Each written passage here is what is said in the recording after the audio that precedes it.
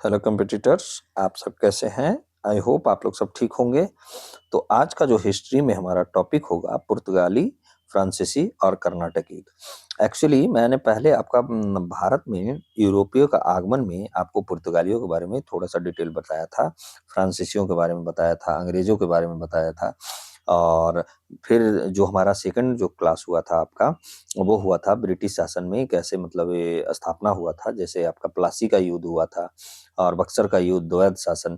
उससे पहले का जो टॉपिक था ना ये तीनों, थोड़ा-सा ये पुर्तगाली जो था ना हमें और भी अधिक जानकारी पुर्तगालियों के बारे में लेना था, फ्रांसीसियों के बारे में लेना था। उसके बाद जो चलेगा ना ब्रीफ में जो अब जो चलेगा, जो सीधे है क्या है कि आपका अंग्रेज़ों के बारे में जो मतलब ब्रिटिशर्स के बारे में सिर्फ़ मतलब इतिहास फिर चलता है, ठीक है? तो यहाँ पर जो है कर्नाटक युद्ध, जो फ्रांसीसी का प्रभाव खत्म करना। एक्चुअली जो ये है ना फ्रांसीसी भी बहुत लंबे समय तक रहे थे, लेकिन उनका प्रभुत्व या प्रभाव बहुत कम था और पुर्तगाली तो आप जानते हैं कि आपका 1961 तक रहे थे हमारे गोवा गोवा में, ठीक है? तो प्रभुत्व इन लोग का खत्म हुआ था, प्रभाव ज़्यादा नहीं था। लेकिन ये जानना हमें बहुत ज़रूरी है क्योंकि जो आपका 72वीं बीपीएससी और 14वीं जेपीएससी में और जो बीपीएससी एईडीओ का एग्ज़ाम होने वाला है और टीचर वाला, उसमें इस तरीके का ट्रेंड है क्वेश्चंस पूछने का कि ये पुर्तगालियों के बारे में बहुत मतलब अंदर तक पूछ लेता है, ठीक है? और फ्रांसीसियों के बारे में भी और कर्नाटक युद्ध से भी क्वेश्चंस आ चुके हैं। तो मैं यहाँ आपका कोई भी सेगमेंट नहीं छोड़ने वाला हूँ, ओके? तो इसलिए मैं ये आपके लिए ये इसका टॉपिक लाया हूँ, ठीक है? तो और कल जो होगा हमारा 1857 के तक मैं करवा चुका हूँ आपका एमसीक्यू। तो आप जो भी नए लर्नर हैं, जो नहीं देखे हैं वो जाके आप देख सकते हैं। 1857 की क्रांति तक मैं पीछे का टॉपिक करवा चुका हूँ। उसके बाद का फिर टॉपिक 1857 से कल जो है आगे का टॉपिक चलेगा, ठीक है? तो पहले हम लोग क्या करते हैं, जो नए लर्नर है जो प्लीज़ आप लोग ध्यान दीजिएगा। पहले इसके बारे में पुर्तगालियों के बारे में थोड़ा-सा जानकारी लेंगे, उसके बाद इसका एमसीक्यू करेंगे, ओके? और फिर उसके बाद क्या करेंगे, हम लोग फ्रांसीसी के बारे में जानकारी लेंगे, फिर उसके बाद इसका एमसीक्यू करेंगे और फिर कर्नाटक युद्ध के बारे में जानकारी लेंगे, फिर इसका एमसीक्यू करेंगे। तो ये हमारा क्या है, ये पैटर्न है हमारे मतलब हम लोग को मतलब हम लोग का मतलब पढ़ने का और एमसीक्यू करने का, ओके? तो आप लोग ज़ाहिर है कि जो नए लर्नर हैं वो समझ चुके होंगे। तो आपका स्वागत है हमारे चैनल वेब्स एकेडमी पर, variety of exam patterns with strategy academy पर और हमारा टेलीग्राम जो चैनल है ना वेब्स एकेडमी 24 है। तो आप लोग के लिए ना वेब्स एकेडमी 24 पे जो टेलीग्राम चैनल है उसका चैट भी अलग से ओपन कर चुका है, कर दिया गया है जो हमारे टेक्निकल टीम है उनके द्वारा। और आप ये वहाँ पे आप अपना स्टडी के रिलेटेड जो भी है, आप अपने माँग या फीडबैक रख सकते हैं और जिनको नहीं पता है वो कमेंट बॉक्स में भी आप कमेंट करके रख सकते हैं। एक छोटा-सा हम लोग का मुहिम है 1K का सब्सक्राइबर कर तो प्लीज़ आप लोग सब्सक्राइब कीजिए और हमें मोटिवेट कीजिए इससे और जो भी पहला जो 1000 बच्चे जो सब्सक्राइबर होंगे, उनके हमारे जो वैब्स एकेडमी फैमिली के तरफ से आप लोग को स्टडी गिफ्ट दिया जाएगा, ओके? तो आगे बढ़ते हैं। आज का जो पहला टॉपिक है हमारा कर्नाटक युद्ध है, ठीक है? पहले हम लोग कर्नाटक युद्ध पढ़ते हैं, ठीक है? उसके बाद है ना जो हम लोग चलेंगे पुर्तगाली पे, ओके? तो चलते हैं अब हमारा आपका कर्नाटक युद्ध के बारे में। पहला है क्या इसका थोड़ा-सा जानकारी लेते हैं कर्नाटक युद्ध के बारे में।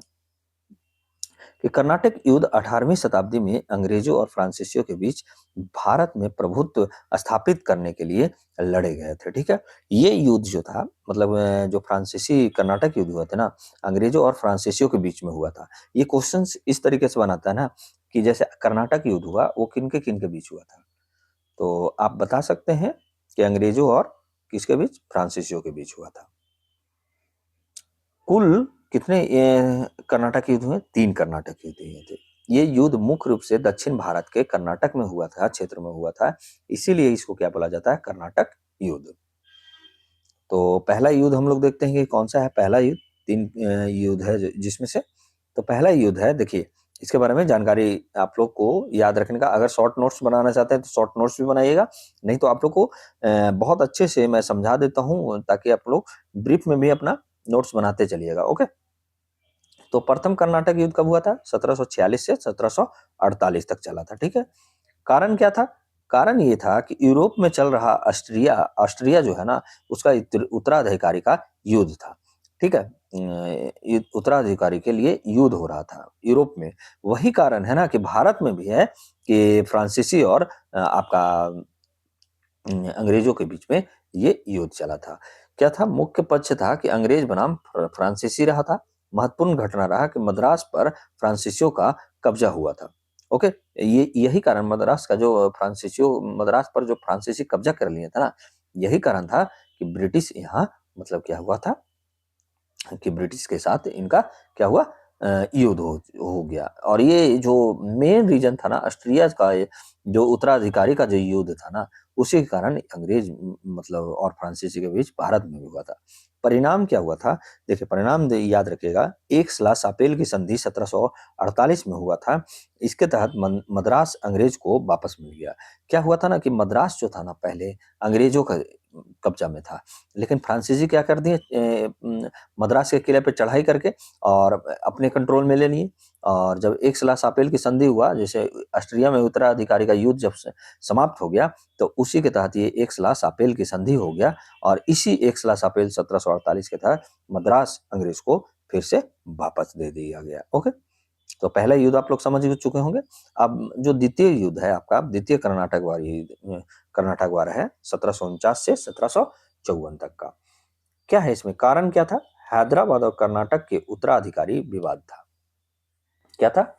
हैदराबाद और कर्नाटक के उत्तराधिकारी का विवाद था। क्या था ना, हैदराबाद वर्सेस क्या था आपका, कर्नाटक कर्नाटक था, ठीक है। ठीक है, दोनों जगह क्या था ना, सॉरी, हैदराबाद में भी था आपका उत्तराधिकारी के लिए लेकर, और कर्नाटक में भी उत्तराधिकारी। दोनों जगह पे क्या चाहते थे, फ्रांसीसी चाहते थे कि यहाँ का जो हैदराबाद में भी हमारा ही नेतृत्व, हमारा ही आदमी बने, और कर्नाटक में भी हमारा ही जो पक्षधार मतलब जो उत्तराधिकारी है वो बने। अंग्रेज अपना हित सोच रहे थे कि उनका जो बात मानने वाले वहाँ का अधिकारी मतलब जो उत्तराधिकारी बने। ओके, प्रमुख व्यक्ति जो था रॉबर्ट क्लाइव था, ठीक है, प्रमुख व्यक्ति रॉबर्ट क्लाइव था। महत्वपूर्ण घटना जो था, आरकाट की घेराबंदी कर लिया गया। ओके, और परिणामतः क्या हुआ कि अंग्रेजों की स्थिति मजबूत हुई। इसमें जो कर्नाटक द्वितीय युद्ध में जो आता है ना, चंदा चंदा साहब का भी एक नाम आता है। वो मैं जब आपको पूरी डिटेल में जब मैं पढ़ाऊंगा ना, इससे क्या होगा ना कि आप थोड़ा सा ब्रीफ में जानकारी आप रखेंगे, और जब मेरे से आप हिस्ट्री पढ़ोगे ना, तो वहां पे मैं आपको बहुत अच्छे से मैं आपको बताऊंगा। ओके, बहुत जल्द ही आप लोग के लिए फाउंडेशन भी बैच आने वाला है आपका डिजिटल बोर्ड पे। ओके, तो आप लोग सब्र बनाए रखें और लोगों को जोड़िए। लोगों को जब जोड़िएगा ना, तभी हम लोग भी मोटिवेट होंगे और जल्दी से आप लोग के लिए फाउंडेशन बेंच लाने की भी कोशिश करेंगे। ओके, अगला जो है, जो थर्ड जो हमारा तृतीय कर्नाटक युद्ध हुआ 1756 से 1763 तिरसठ तक चला था। ओके, ये क्या था, इसका जो कारण क्या था, सात वर्षीय युद्ध या 7 इयर्स वार था, ठीक है, सप्तवर्षीय युद्ध कहा जाता है इसको। ओके, महत्वपूर्ण घटना क्या हुआ था कि वांडीवास का युद्ध जो 1760 में हुआ था। तो याद रखिएगा, वांडीवास का युद्ध कब हुआ था? 1760 में हुआ था। परिणाम क्या हुआ? फ्रांसीसी शक्ति लगभग क्या हुआ, समाप्त हो गया था, ठीक है। ये 1756 से 1763 से चला था, लगभग आपका 7 वर्ष तक, इसीलिए इसको 7 वर्षीय युद्ध भी कहा जाता है।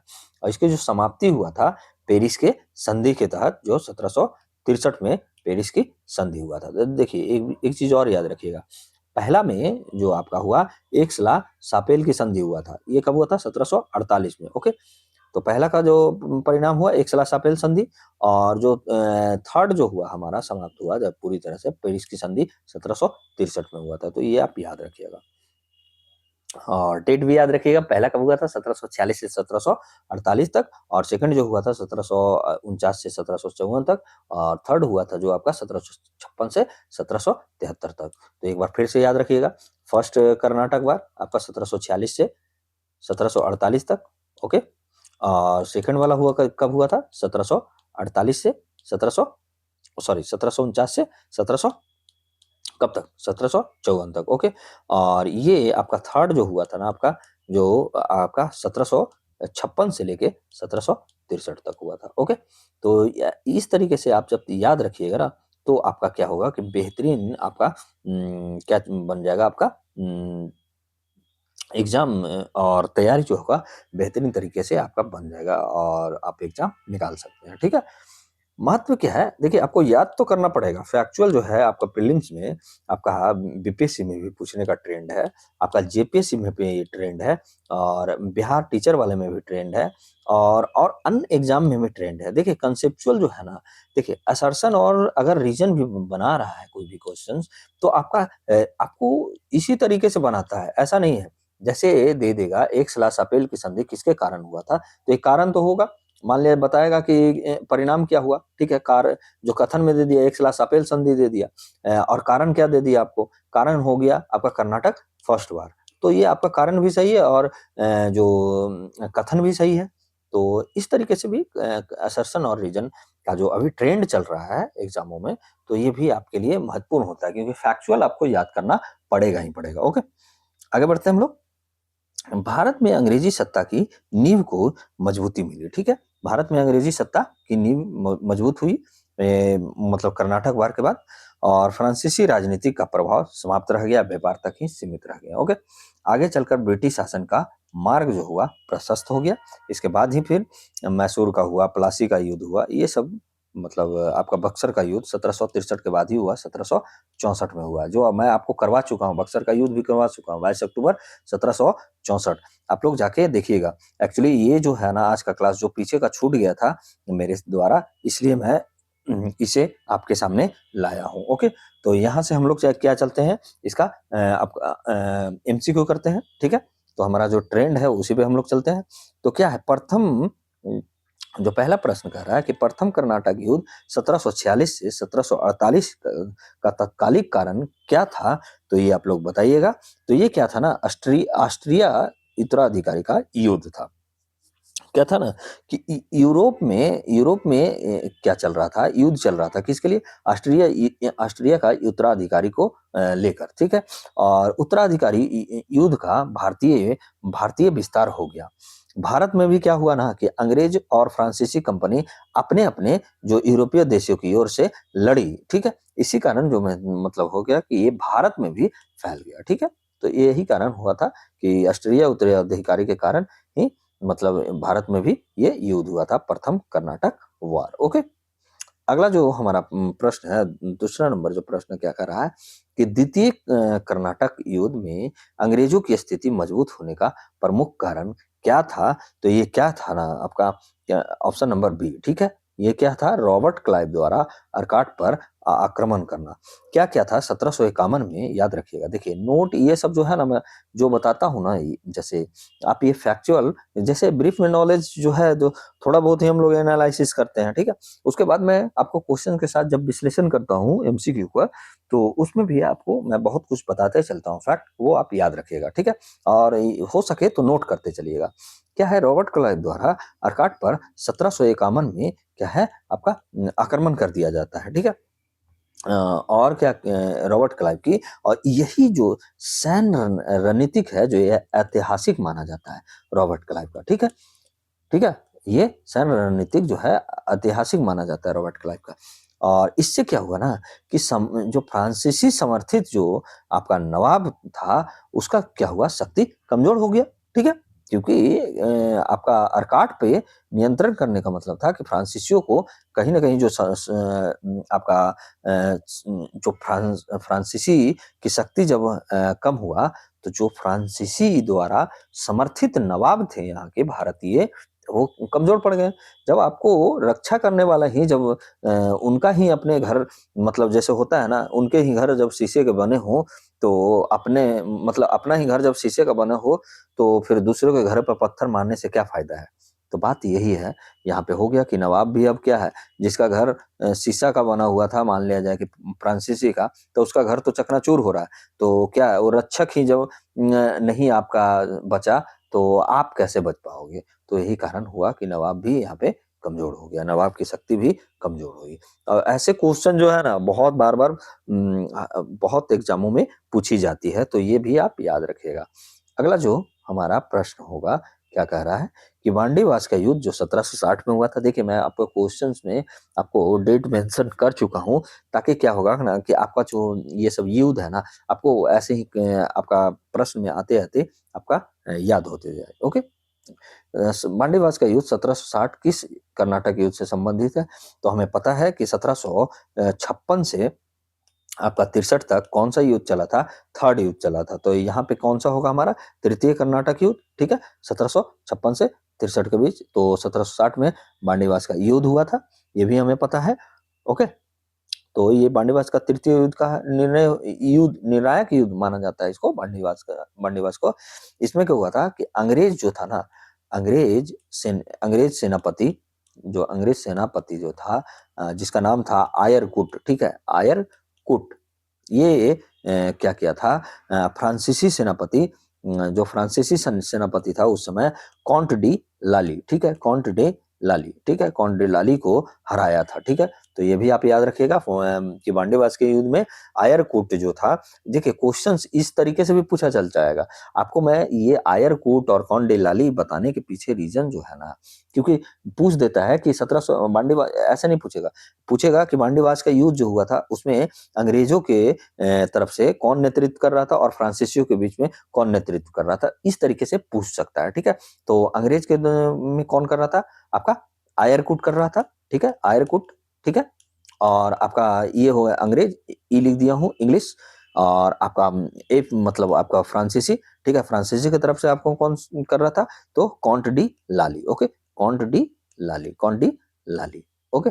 तो ये आप याद रखिएगा। और इसमें हार किसकी हुई थी? तो ये आपका फ्रांसीसी का, ठीक है? एफओ, ठीक है? फ्रांसीसी का हार हुआ था। तो ये भी आप याद रखिएगा। ओके? अगला क्वेश्चन हम लोग चलते हैं।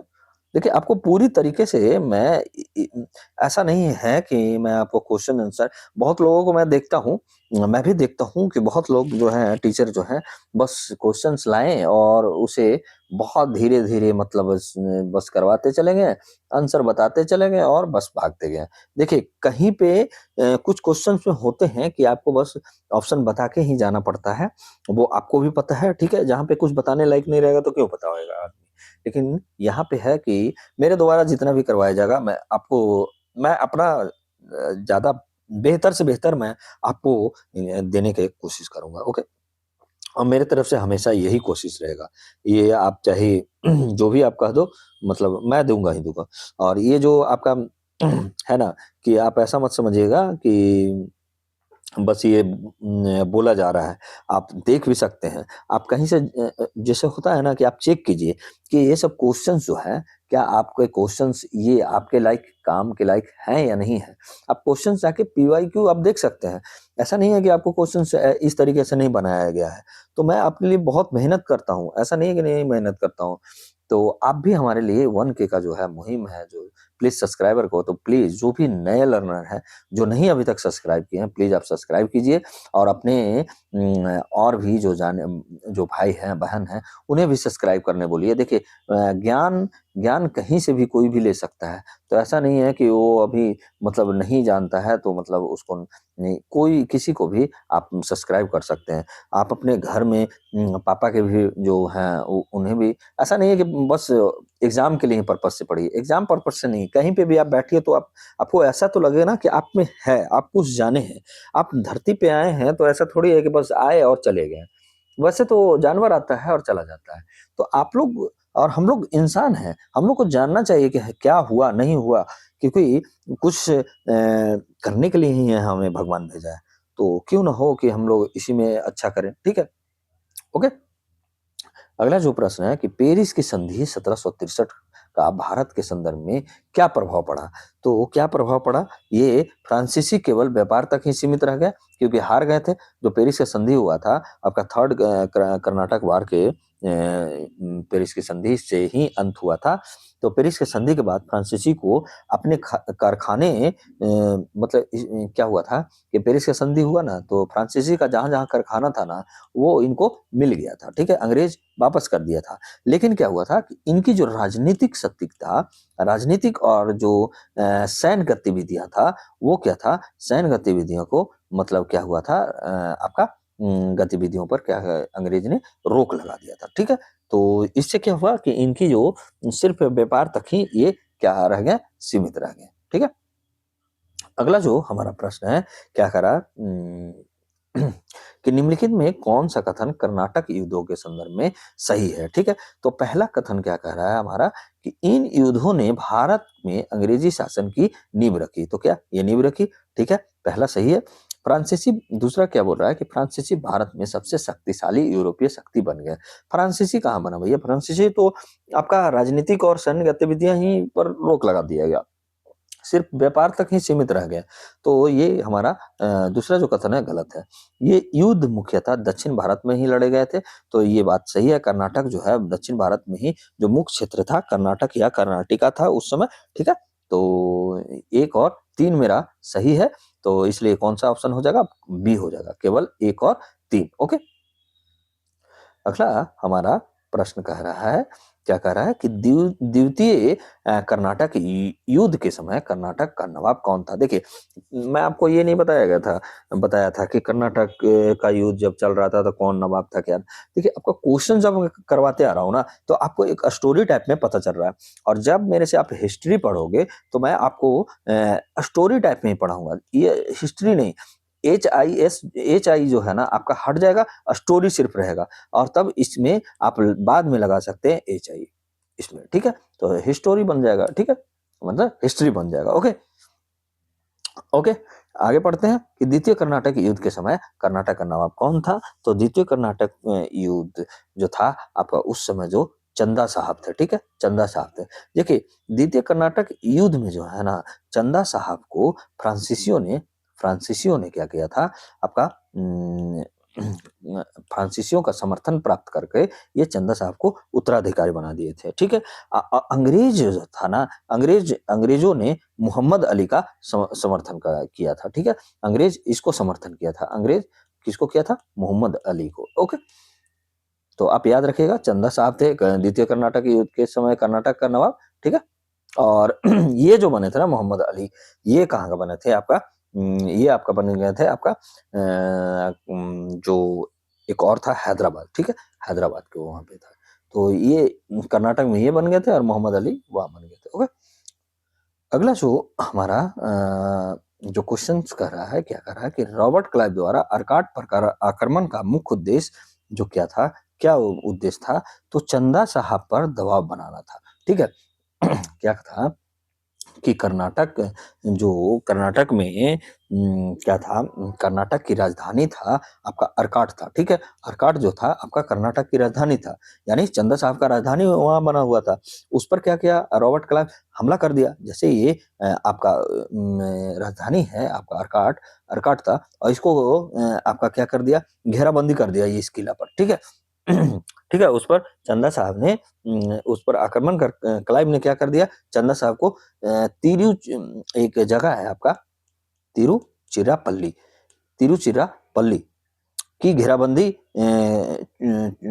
को छोड़ने पर मजबूर किया चंदा साहब को।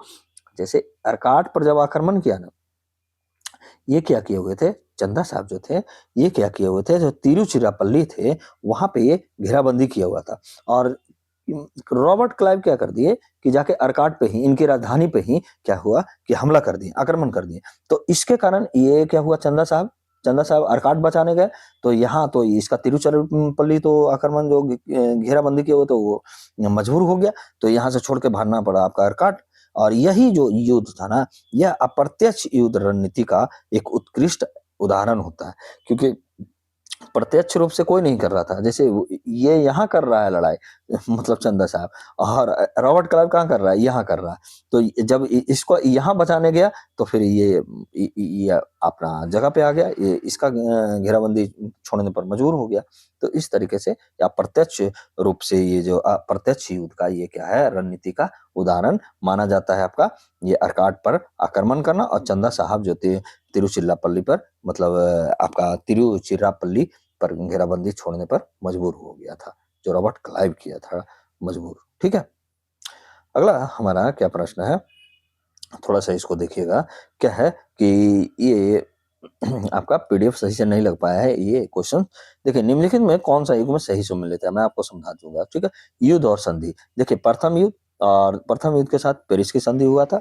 ये आपको क्या करना है, बताना है कि कौन सही है। तो ये हमारा क्या है, गलत है। ठीक है, पेरिस का संधि जो हुआ था आपका 1763 में हुआ था। ओके, और प्रथम कर्नाटक युद्ध जो हुआ था आपका 1746 से 48 तक हुआ था। मैं आपको बताते चल रहा हूँ। ठीक है, द्वितीय युद्ध जो हुआ था आपका कब हुआ था, 1700 आपका 54 से आपका कब हुआ था, 1754 से आपका कब हुआ था बताइएगा, सॉरी 1749 से 1754 तक हुआ था। तो ये आप याद रखिए। और एक सलासापेल की जो संधि हुआ था 1748 में हुआ था, तो ये भी गलत है आपका, बी नंबर भी। और तृतीय कर्नाटक युद्ध जो हुआ था 1756 से 1763 तक हुआ था, और इसमें जो पेरिस की संधि हुआ था 1763 में हुआ था। तो यानी मेरा जो सी ऑप्शन है वो हमारा सही होगा। और प्रथम कर्नाटक युद्ध ये तो मैं आपको बताया। इलाहाबाद की जो संधि हुआ था मैं आपको पहले भी बता चुका हूँ, जो ये मैं पढ़ा चुका हूँ, 1765 में हुआ था। और इसी के तहत जो इलाहाबाद की संधि के तहत ही क्या हुआ था, आपको बक्सर युद्ध की समाप्ति हुई थी, और आपका जो दीवानी अधिकार बंगाल, बिहार और उड़ीसा का दीवानी अधिकार अंग्रेजों को मिला था। तो मैं आपको पहले ही पढ़ा चुका हूँ बक्सर का युद्ध, वहां पे आप जाके देख सकते हैं। इसका जो ऑप्शन हो जाएगा आपका ऑप्शन नंबर सी हो जाएगा आंसर। अगला प्रश्न है, कर्नाटक युद्ध के दौरान फ्रांसीसी शक्ति के पतन का सबसे प्रमुख कारण क्या था। तो ये आप बताइएगा क्या था। तो ब्रिटिश नौसैनिक शक्ति की श्रेष्ठता, यानी ऑप्शन नंबर हमारा डी सही हो जाएगा। अंग्रेजों की नौसैनिक जो नेवल जो सुपरमेसी था, वो कहीं ना कहीं आपका क्या था, फ्रांसीसियों से कहीं अधिक मजबूत था। इसी कारण क्या हुआ, अंग्रेज समुद्री मार्गों से क्या हुआ था कि सेना संसाधन आसानी से ले जा सके थे। ठीक है, तो ऑप्शन नंबर डी हमारा सही हो जाएगा। अगला प्रश्न क्या कर रहा है कि आपका कर्नाटक युद्धों का दीर्घकालिक परिणाम क्या था। तो दीर्घकालिक परिणाम जो था ना, कि भारत में ब्रिटिश राजनीतिक प्रभुत्व की स्थापना हुआ।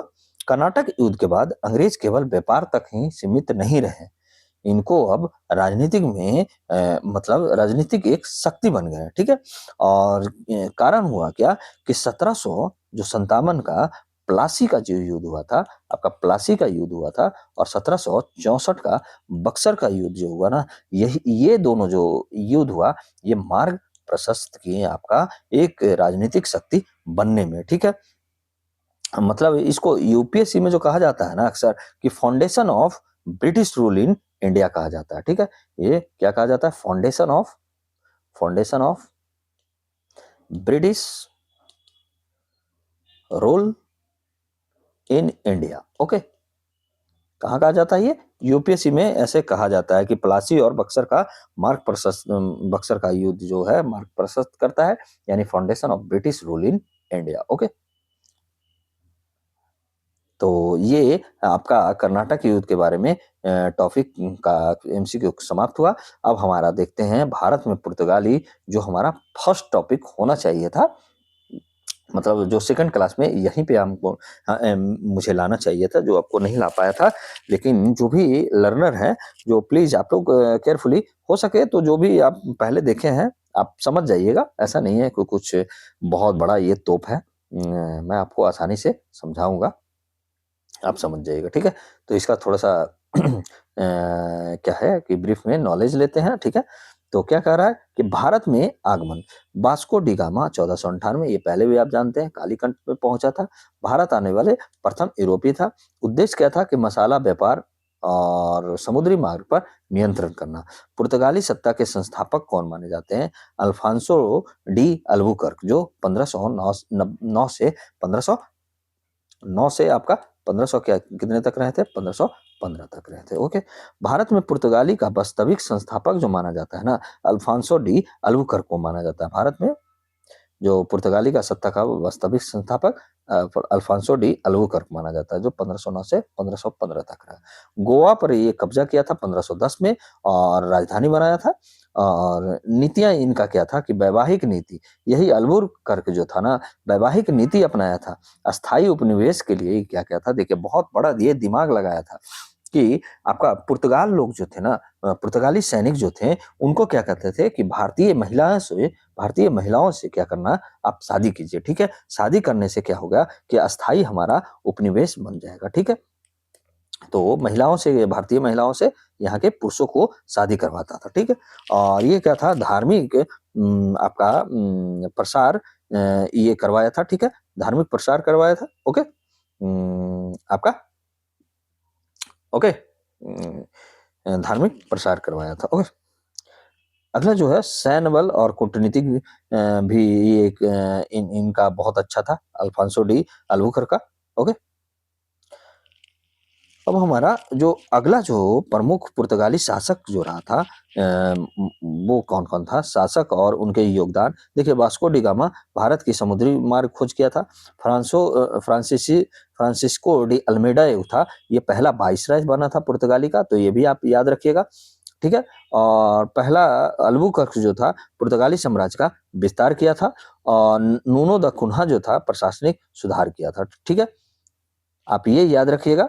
फर्स्ट जो था वास्को डी गामा, तो भारत का समुद्री मार्ग तो ये हम लोग सब जानते हैं, लेकिन यहाँ पे जानने योग्य जो बातें हैं, फ्रांसिस्को डी अल्मेडा ये पहला वाइसराय बना था। तो पहला वाइसराय कौन बना था आपका, फ्रांसिस्को डी अल्मेडा। और अल्बुकर्क पुर्तगाली साम्राज्य के विस्तार किया था, यानी सेकंड नंबर पे ये याद रखिएगा। और नूनो दी कुन्हा प्रशासनिक सुधार किया था। ओके, चलते हैं आगे। देखिए प्रमुख युद्ध हुआ था और घटनाएं हुए थे इनके बीच, तो ये भी थोड़ा सा हम लोग जान लेते हैं। देखिए दीव का युद्ध हुआ था। ठीक है, दीव का युद्ध 1509 में हुआ था, समुद्री प्रभुत्व स्थापित करने के लिए। ठीक है, गोवा, दीव, दमन, वसीन पर कब्जा किया था कौन, आपका पुर्तगाल। तो याद रखिए, गोवा पे भी किया था, दीव पे भी किया था, दमन पे भी किया था, और वसीन पे भी कब्जा किया था। हिंद महासागर में पुर्तगाली नियंत्रण हो गया था। ओके, इनकी प्रशासनिक व्यवस्था कैसा था, तो राजधानी इनका गोवा बना था। कब बना था, 1510 में बना था ये गोवा को। ठीक है, बनाया था। प्रशासनिक इकाई जो है आपका क्या था, एस्टाडो डा इंडिया। ओके, शासक जो था वो वाइसराय कहलाता था, और राजधानी गोवा, प्रशासनिक इकाई एस्टाडो डा इंडिया, शासक वाइसराय। ये आपको मैं एक शॉर्ट में ये बता दिया हूँ। और समुद्री व्यापार जो हेतु अनुमति पत्र प्रणाली जो लिया जाता था, ये कार्टेज सिस्टम जो था, कार्टेज जो प्रणाली था, उसके तहत ये कर किया जाता था। बिना अनुमति के, कार्टेज अनुमति के बिना अनुमति व्यापार जहाज जो आता था, व्यापार किया जाता था, तो जहाज को जब्त कर लिया जाता। उद्देश्य इससे क्या, उसका उद्देश्य क्या था, तो समुद्री व्यापार पर एकाधिकार स्थापित करना। इसमें क्या है, धार्मिक नीति भी है, ईसाई धर्म का प्रचार किया। गोवा इक्विजिशन 1560 में आपका आया, धार्मिक असहिष्णुता स्थापित किया, जबरन धर्मांतरण के प्रयास किया गया। सांस्कृतिक एवं आर्थिक योगदान क्या रहा कि भारत में पहला छापे खाना, ठीक है, मतलब प्रिंटिंग जो प्रेस है, छापे खाने मतलब ऐसा मत समझिएगा, प्रिंटिंग प्रेस जो है देना है किसका, पुर्तगालियों का था। कब किया था, 1556 में किया था। कहाँ, गोवा में किया था। तो ये याद रखिएगा, छापे खाना नहीं, प्रिंटिंग प्रेस इसको बोला जाता है। ओके, आधुनिक जहाज निर्माण तकनीक ये दिया, और तो बंदूक जैसे आग्नेय अस्त्रों का प्रयोग भी पुर्तगालों के द्वारा सिखाया गया। ओके, यहाँ पे थोड़ा सा सांस्कृतिक एवं आर्थिक योगदान, भारत में पहला जो है आपका प्रिंटिंग प्रेस, आधुनिक जहाज का निर्माण तकनीक, तोप बंदूक। पुर्तगाली शक्ति का जो पतन का कारण जो है आपका डच और अंग्रेज की नौसैनिक शक्ति। ठीक है, पहला। और सीमित इनके पास दूसरा जो सीमित संसाधन थे। और थर्ड जो था धार्मिक असहिष्णुता था, सहिष्णुता रहता तो कहीं ना कहीं बन सकता था। और चौथा जो था इसका कमजोर प्रशासन था। ओके, तो ये भी आप याद रखिएगा। अब यहाँ से है कि इसका प्रश्न स्टार्ट होता है आपका किसका, पुर्तगाली के बारे में। ओके, क्या है यहाँ पे, थोड़ा सा जानते हैं कि भारत में जो आने वाले पहला यूरोपीय कौन था, तो कोलंबस था। 1498 में आया था मैं आपको पीछे भी पढ़ाया था। कौन था, कहाँ पे आया था ये, कालीकट पे आया था, कालीकट पे, ठीक है। ये घटना जो था यूरोप और भारत की समुद्री मार्ग की खोज का प्रतीक भी ये कहलाता है, ठीक है। तो आपका कौन आया था, वास्को डी गामा, कोलंबस नहीं आया था। कोलंबस जो गया था ना, आपको कहाँ चला गया था, ये चला गया था आपका अमेरिका की खोज कर दिया था। निकला ये था भारत की खोज करने, लेकिन ये कहाँ चला गया, अमेरिका चला गया। और वास्को डी गामा आपका 1498 में पहुंचा था। तो ये भी याद रखिएगा, कालीकट में। और वहां का जो राजा, वहां का जो शासक था स्थानीय, जमोरीन था, ठीक है। ये मैं पहले भी आपको पढ़ा चुका हूँ।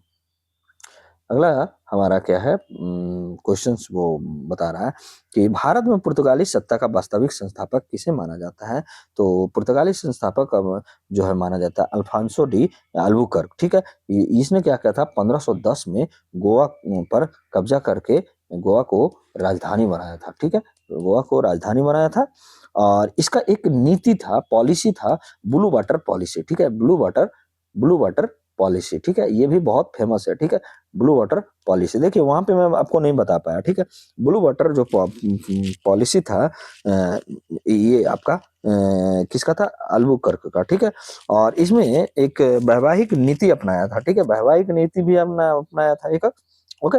और founder of Portuguese power in India जो बोला जाता है आपका, अल्बुकर्क को ही बोला जाता है। तो ये भी आप याद रखिएगा। अगला प्रश्न हमारा क्या कर रहा है, देखिए थर्ड का क्या कर रहा है कि निम्नलिखित में कौन सा युग में सही सुमेलित है। देखिए घटना और वर्ष है। देखिए घटना है कि वास्को डी गामा भारत आगमन हुआ 1498 में, चलिए सही है ये। तो गोवा पर पुर्तगाली का कब्जा हुआ 1505 में, नहीं 1510 में, ठीक है। मैं आपको सही करते जा रहा हूँ, यानी हमारा जो आंसर हो जाएगा ना यहाँ पे, ऑप्शन नंबर ए हो जाएगा। लेकिन मैं आपको पूरे और बताता हूँ। दमन द्वीप की जो प्राप्ति हुई थी, ये आपका 1509 में हुआ था। तो ये भी आप याद रखिए। प्लासी का युद्ध हुआ था 1700 आपका 57 में हुआ था। तो ये भी आप याद रखिएगा, 23 जून 1757 फेमस है आपका हिस्ट्री जब आप पढ़ रहे हैं तो। अगला हमारा क्या कर रहा है कि क्वेश्चंस कि भारत में पुर्तगालियों की प्रशासनिक राजधानी कहाँ थी, तो ये गोवा थी, ठीक है। ये 1510 में बना था, ठीक है। दमन द्वीप बाद की घटना है, ठीक है। दमन द्वीप का जो घटना है वो आपका बाद की घटना है, सॉरी मैं वहां पे 1509 बना आपका, दमन द्वीप जो था 1514 में या 11 में बना था, ओके। अगला प्रश्न क्या कर रहा है कि पुर्तगालियों की कार्टेज जो प्रणाली था ना, ये आपका क्या था, ये आपका का उद्देश्य क्या था, यहाँ पे पूछ रहा है। तो उद्देश्य जो था ना हमारा कार्टेज प्रणाली का, तो ये कार्टेज की प्रणाली का उद्देश्य था समुद्री व्यापार पर नियंत्रण करना। कार्टेज जो था, कार्टेज मतलब क्या था कि आपका समुद्री पास था। कार्टेज मतलब ही होता है समुद्री पास, ये दिया गया था। जैसे अभी हम लोग को ट्रेन या बस में पास मिलता है आपका, बस प्रणाली, ये पास प्रणाली था, ठीक है। तो ये कार्टेज जो था पास प्रणाली था। बिना अनुमति के आप क्या कर रहे हैं, अनुमति का आप व्यापार नहीं कर सकते हैं। व्यापार करने पर आपकी जो जहाज है वो जब्त हो जाएगी, ओके। तो आपको अनुमति पुर्तगालियों से लेना पड़ता था, वहां के जो अधिकारी थे, ठीक है। भारत में जो छापे खाना है यानी प्रिंटिंग प्रेस जो है किसके द्वारा लाएगा, आपका पुर्तगालियों में के द्वारा ले आएगा। कब लाएगा था आपको, ये 1556 में गोवा में पहला खोला गया था। तो ये भी आप याद रखिएगा, गोवा में पहला प्रिंटिंग प्रेस वहां पे चलाया गया था। और ये कहीं ना कहीं संस्कृति योगदान के रूप में भी ये देखा जाता है, ओके। तो आप लोग याद रखिएगा प्रिंटिंग प्रेस। इस तरीके से क्वेश्चन तो यूपीएससी में पूछा था, इस बार ही 2025 का ही क्वेश्चन आपका पूछा गया है, ठीक है। भारत में पुर्तगाली शक्ति के पतन का प्रमुख कारण क्या था, तो इसमें जो था ना कि डच और अंग्रेजों का उदय हो रहा था, ठीक है। डच और अंग्रेजों का उदय मतलब क्या है कि डच और अंग्रेज जो थे ना, वो उनकी बेहतर जो था आपका क्या था, बेहतर नौसैनिक शक्ति थी, ठीक है। नौसैनिक शक्ति थी, ओके। और पुर्तगाली जो थे आपका सीमित संसाधन वाले थे, ओके। तो इसके कारण ही इनकी जो स्थिति थी सीमित हो रह गए, और ये इनका बेहतर सैन्य शक्ति नहीं था, इस कारण भी, ओके। अगला जो हमारा प्रश्न कह रहा है कि निम्नलिखित कथनों पर विचार करें, पहला जो कथन है क्या कर रहा है, पुर्तगाली भारत में आने वाले पहले यूरोपीय थे। ठीक है, ये सही है। उन्होंने भारत में समुद्री व्यापार पर एकाधिकार स्थापित किए थे।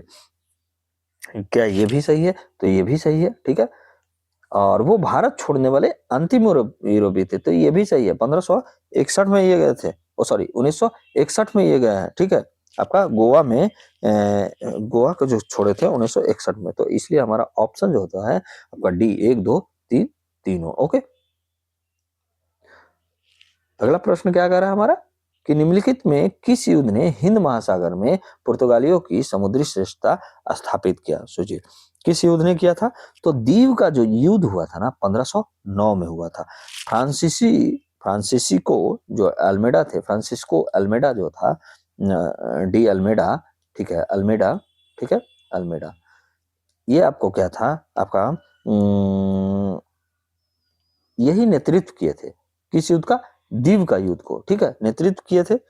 ओके, तो इसमें जो था ना, ये दीव का जो युद्ध हुआ था, मिस्र, तुर्क, गुजरात, ठीक है, आपका अरब, ये शक्तियों को की संयुक्त नौसेना पराजित हुई थी। इसीलिए ये क्या कहता है, दीव के युद्ध में था। अकेले एक तरफ आपका पोर्तुगीज थे, वर्सेस क्या हुआ सोच लीजिए, मिस्र हो गया आपका, तुर्की हो गया, तुर्क हो गया, गुजरात हो गया, ठीक है, गुजरात हो गया, और आपका अरब, अरब के जो नौसेना शक्तियों की संयुक्त जो नौसेना था, वो आपका पुर्तगीज अकेले लड़ा था, अल्मेडा।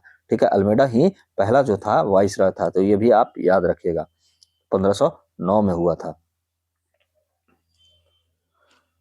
ठीक है, अगला प्रश्न क्या कर रहा है हमारा कि नीली आंखों वाले शैतान, ब्लू आईड डेविल किसे कहा गया? देखिए, इस तरीके का क्वेश्चन भी बनाता है। ब्लू आईड डेविल जो है आपका किसे कहा गया है? तो ये किसको कहा गया? अल्फांसोस डी अल्बुकर्क को। अल्बुकर्क की कठोर नीति के कारण भारतीय शासकों ने यह आपका इसको उपनाम दिया था। इसको किसको किसके द्वारा दिया गया था? आपका भारतीय शासकों द्वारा। ठीक है, क्या दिया गया था? ब्लू आइड डेविल्ड, मतलब नीली आंखों वाला शैतान। किसको? अल्फांसो डी अल्बुकर्क का। इसकी इस तरीके की कूटनीति, ये जो नीति था ना, कठोर नीति ये इसका था, इसी कारण इसको शासकों ने ये उपनाम दिया था। अगला प्रश्न है क्या कि पुर्तगालियों की वैवाहिक नीति, जो पॉलिसी ऑफ इंटर मैरिज का उद्देश्य क्या था? तो यहाँ पे क्या था ना, इसका कि स्थानीय जनसंख्या से सामाजिक जुड़ाव करना। अल्बुकर्क ने क्या कहा था कि पुर्तगाली सैनिकों को क्या कहा कि स्थानीय महिलाओं से क्या करो, विवाह के लिए प्रोत्साहित किया, और उसको नौसैनिक को बोला, आपको सैनिक को बोला कि आप भारतीय महिलाओं से शादी कीजिए। और ये इसका उद्देश्य जो था ना कि हाँ, अस्थाई उपनिवेश इस तरह से बढ़ जाएगा अगर सामाजिक जुड़ाव जुड़ेगा, तो स्थानीय जनसंख्या से अगर सामाजिक जुड़ाव जुड़ता है तो इसके कारण ये किया था। ओके, अगला प्रश्न क्या कह रहा है कि हमारा कि भारत में गोवा को पुर्तगाली राजधानी किसके शासनकाल में बनाया गया था? तो देखिए, जब यहाँ पे अल्बुकर्क ने 1510 में आपका गोवा जीता था, तो ये जीतकर राजधानी बनाया था। तो ये उस समय शासनकाल किसके शासनकाल में बनाया गया? तो अल्फांसो डी अल्बुकर्क यही जीता था, और यही इसका राजधानी आपका बनाया था। ओके, अगला प्रश्न क्या कर रहा है हमारा कि भारत में पुर्तगालियों को धार्मिक नीति से संबंधित कौन सा कथन सही है? तो ये कौन सा कथन सही है? जबरन धर्मांतर और इक्विजिशन करना। ठीक है, इक्विजिशन जो था आपका 1560 में आपका धार्मिक असहिष्णुता का एक उदाहरण माना जाता है। किसको? धार्मिक असहिष्णुता, असहिष्णुता का उदाहरण माना जाता है आपका इक्विजिशन। ओके, का उदाहरण। ठीक है, एक एग्जाम्पल। ओके, तो ये भी आप याद रखिएगा। कब हुआ था? 1500 आपका 60 में हुआ था, जबरन धर्मांतरण करवाया जा रहा था।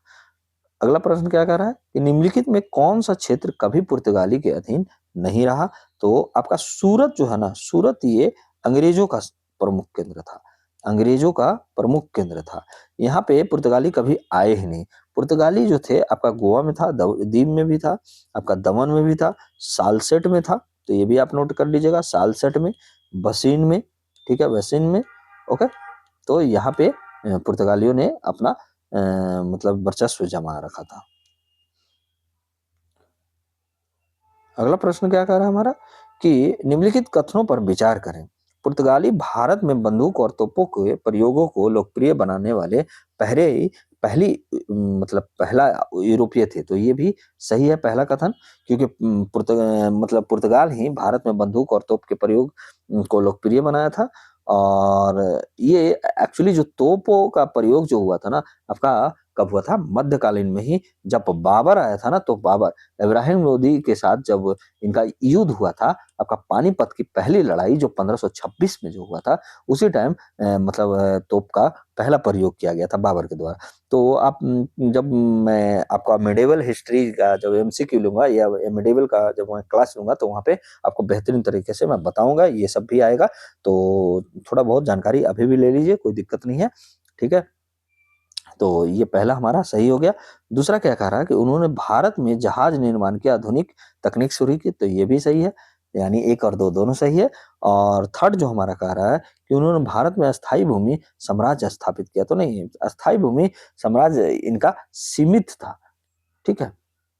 जो साम्राज्य जो अस्थाई भूमि वाला था, तो इनका जो भूमि साम्राज्य सीमित था, ज्यादा इनका विस्तार नहीं था, तो इसलिए हमारा ऑप्शन नंबर ए सही हो जाएगा, एक और दो। ओके, अब हमारा क्या है यहाँ से आपका जो पुर्तगाल का समाप्त हुआ। अब यहाँ पे हमारा फ्रांसीसी के बारे में थोड़ा सा हम लोग जानते हैं। ओके, तो फ्रांसीसी के बारे में हम लोग थोड़ा सा ब्रीफ में नॉलेज लेते हैं, क्या है फ्रांसीसी।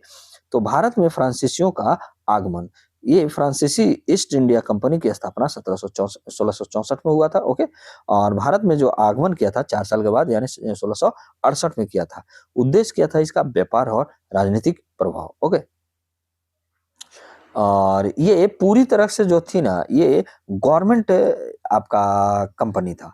तो ये भी आप याद रखिए, गवर्नमेंट कंपनी, अगर कोई सरकारी कंपनी पूछा जाएगा तो किसका था, इस पर पूरे के पूरे गवर्नमेंट का, मतलब वहां का फ्रांस का आपका सरकार का ही प्रभुत्व था और अधिकार था। ओके, ये जैसे आपका ब्रिटिशों का मतलब था शेयर धारक, सरकार भी जुड़ा हुआ था और प्राइवेट भी लोग जुड़े हुए थे।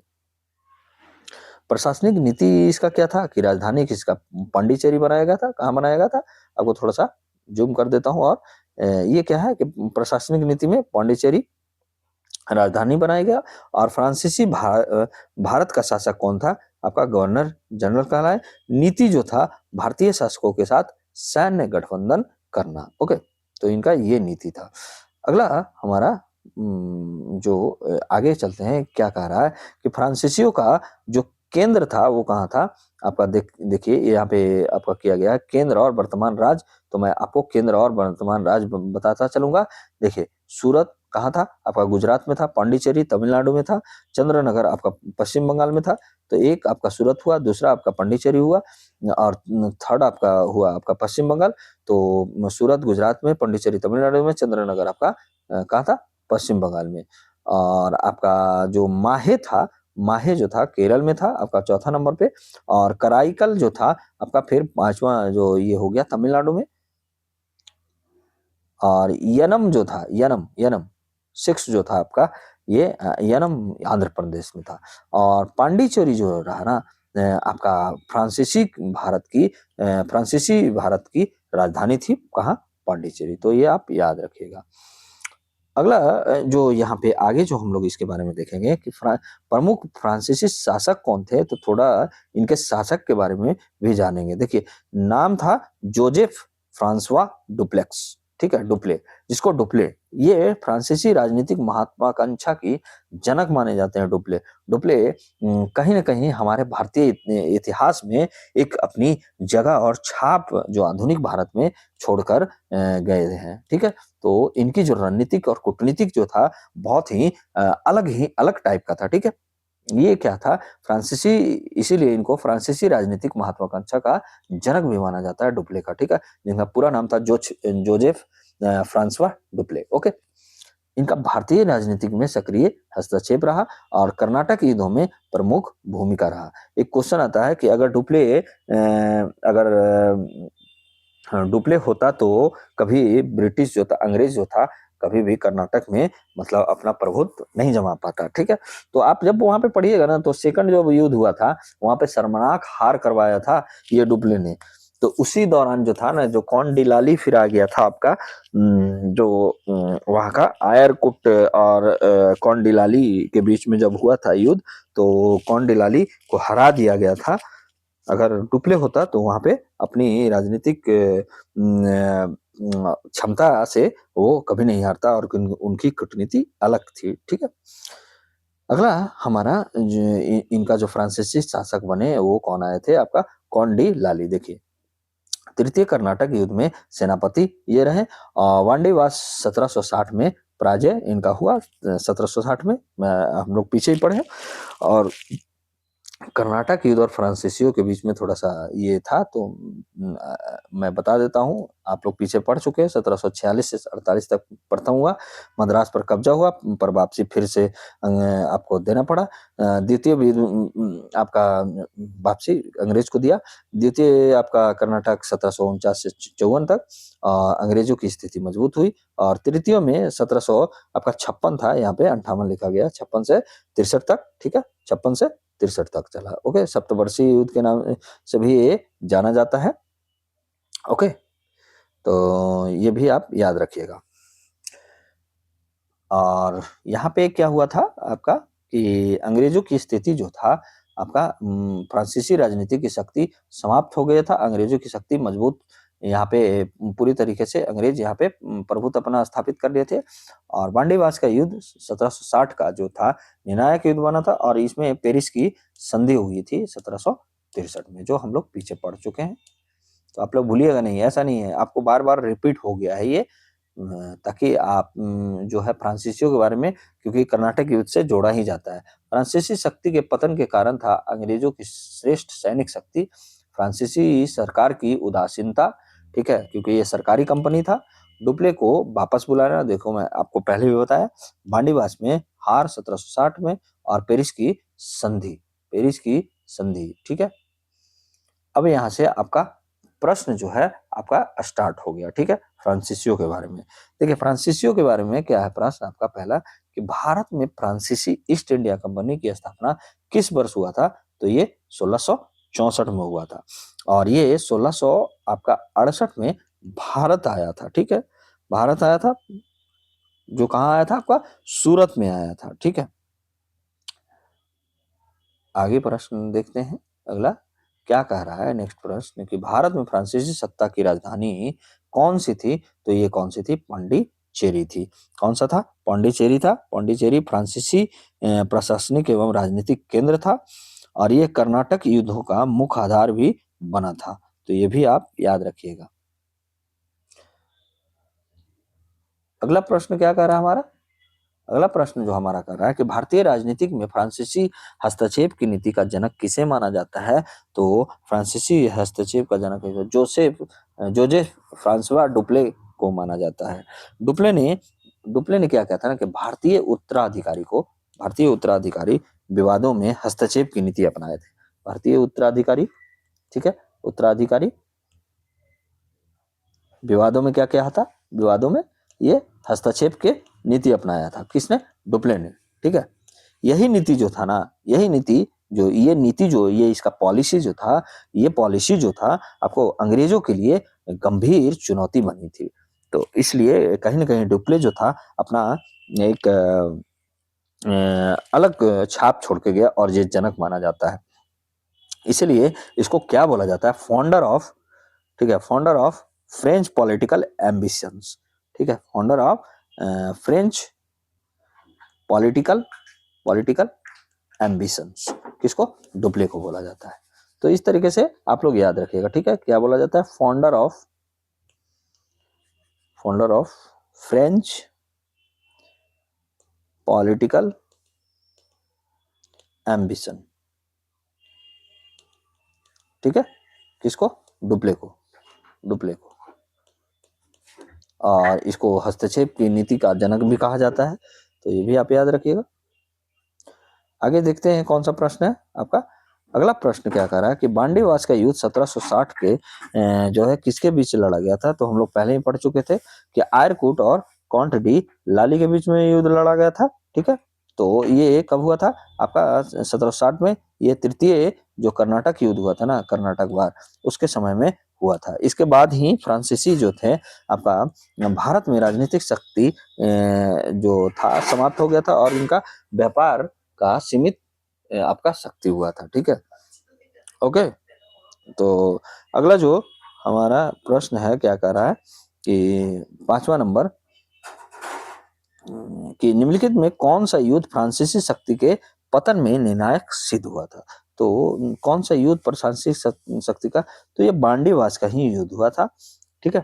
तो ये भी आप याद रखिएगा। संधि के बाद क्या हुआ था आपका बांडीवास के युद्ध हुआ 1760 में, और इसके बाद ही क्या हो गया कि फ्रांसीसी शक्ति का पतन हो गया। ओके, संधि के बाद फ्रांसीसी को कारखाने तो मिले थे, जैसे पेरिस का जो संधि हुआ था ना 1763 में आपका, 1763 में आपका कारखाना तो मिला था इसको, लेकिन राजनीतिक और सैन्य गतिविधि की अनुमति नहीं था। तो इसलिए ये मांडीवास का युद्ध भी निर्णायक पतन का युद्ध माना जाता है, ठीक है। आपका अगला जो है कि ये क्या हुआ था आपका कि पेरिस की संधि भारत का फ्रांसीसियों पर क्या प्रभाव पड़ा था। तो ये क्या पड़ा था आपका कि फ्रांसीसी जो थे आपका ना, कि फ्रांसीसी केवल व्यापार तक ही सीमित रहा, जो मैं आपको पीछे भी बताया। ओके, अगला हमारा क्या प्रश्न है कि निम्नलिखित कथनों पर विचार करें। तो पहला कथन क्या कह रहा है कि फ्रांसीसियों की नौसैनिक शक्ति अंग्रेजों से कमजोर थी। तो ये सही बात है, नौसेना कमजोर था इसका। दूसरा क्या था कि फ्रांसीसियों को भारतीय शासकों का व्यापक समर्थन प्राप्त था। भारतीय शासकों का व्यापक समर्थन नहीं था, समर्थन इनका सीमित था, इसलिए गलत है। डुप्ले को फ्रांस सरकार द्वारा वापस बुला लिया गया था, तो ये सही है। तो 1 और 3 किसमें है? ऑप्शन नंबर बी में है, ठीक है।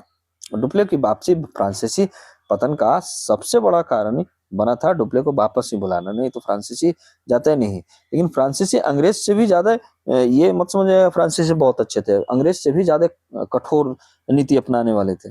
निम्नलिखित में कौन सा, जब आप पूरे तरीके से आप जब पढ़ोगे ना, आप हिस्ट्री, जब मॉडर्न हिस्ट्री आपको पढ़े, तो आप उससे निष्कर्ष देखिए। ऐसा नहीं है कि दोनों गलत था, लेकिन कौन सबसे ज्यादा गलत था। देखिए, जो अपराध करने वाले अपराध तो करते हैं, ठीक है, ठीक है। एक आपका जैसे घर में बोला जाता है कि जिस प्रकार से आप हीरा का चोर है, अगर आप खीरा एक नाम है, खीरा का चोर है, उसी प्रकार से आप हीरा का भी चोर है। चोर मतलब चोरी होता है, लेकिन उसका इंटेंट क्या है, इंटेंट जो है आपका करने का इरादा क्या है, वो देखा जाता है। तो इनका जो इरादा था ना, इनका बहुत ही कठोर तरीका था, ठीक है, इनका इरादा था। ओके, फ्रांसीसियों का। तो ये आपको मैं उस टाइम मैं आपको बहुत अच्छे से मैं बताऊंगा। ओके, चलता हूँ आगे। निम्नलिखित में कौन सा फ्रांसीसी केंद्र सही सम्मिलित है। यनम जो है, यनम कहाँ है आपका? आंध्र प्रदेश में है। मैं आपको पीछे भी पढ़ा है, आंध्र प्रदेश। माहे कहाँ है? माहे जो है आपका केरल में है, ठीक है। देखिए उल्टा कर दिया, केरल में है। ओके, कराईकल जो है आपका कहाँ है? ये तमिलनाडु में है, ये कराईकल तमिलनाडु में। तो ये सही है, तो यानी ऑप्शन नंबर सी हमारा सही है। और चंद्रनगर जो है आपका वेस्ट बंगाल यानी पश्चिम बंगाल में। ओके, तो ये आप देख लीजिए। यहाँ पे थोड़ा सा ये हो गया मेरा स्लाइड वेट। ओके, तो ये हमारा कहाँ पे था, देखता है थोड़ा। आपका बहुत ही यहाँ पे आ गया 1 नंबर, 10 नंबर पे थे हम लोग। यहाँ पे क्या है कि आपका जो 1 मिनट, हाँ, 8 नंबर का हमारा जो क्वेश्चन सा खत्म हो गया था। ये 9th नंबर क्वेश्चन हमारा क्या कह रहा है, देखते हैं कि कर्नाटक युद्धों के संदर्भ में निम्नलिखित में कौन सा कथन सही है। तो ये कौन सा कथन सही है आपका कि ये यूरोपीय और भारतीय राजनीति का मिश्रण थे, ठीक है। कर्नाटक युद्ध यूरोपीय संघर्ष प्लस भारतीय उत्तराधिकार विवाद भी था, लेकिन मेनली रूप से जो माना जाता है ना, ये आपका ये यूरोपीय और मतलब फ्रांसीसी और ब्रिटिश का, तो यानी ये यूरोपीय और भारतीय राजनीति का भी मतलब मिश्रण माना जाता है। और 10वां नंबर जो क्वेश्चन हमारा क्या कर रहा है कि भारत में फ्रांसीसी असफलता का सबसे प्रमुख कारण था कमजोर इनका नौसैनिक समुद्री आपूर्ति नहीं हो पा रहा था, सैन्य समर्थन अंग्रेजों के पक्ष में ज्यादा था। अगला प्रश्न क्या कर रहा है हमारा यहाँ पे कि कर्नाटक युद्धों के संदर्भ में निम्नलिखित कथनों पर विचार करें। पहला जो कथन है कि ये युद्ध अंग्रेज और फ्रांसीसी कंपनियों के बीच लड़े गए थे, तो क्या ये सही है? सही है। दूसरा क्या था ये युद्ध दक्षिण भारत तक सीमित था, ये भी सही है। थर्ड जो था, इन युद्धों में भारतीय शासकों ने महत्वपूर्ण भूमिका निभाया था। तो हाँ, नवाब जो था, निजाम, भारतीय सेनाएं शामिल थे, तो ये भी सही है। तो यानी 1, 2, 3 हमारा ऑप्शन नंबर डी जो है सही है। ओके, अगला प्रश्न क्या कर रहा है हमारा कि मंडीवास का युद्ध जो 1760 के बीच किसके बीच लड़ा गया था, तो ये आप याद रखिएगा, आयरकुट और कौंट डी लाली। आयरकुट ब्रिटिश सेनापति था और कौंट डी लाली जो था फ्रांसीसी सेनापति था। डुप्ले के बाद यही हुआ था, और जो थर्ड कर्नाटक वार में हुआ था। और आगे जो प्रश्न कह रहा है हमारा कि पेरिस की संधि 1763 में का भारत में फ्रांसीसियों पर क्या प्रभाव पड़ा, तो ये क्या हुआ कि केवल ये व्यापार तक ही सीमित रह गया। बार बार ये क्वेश्चन रिपीट हो रहा है।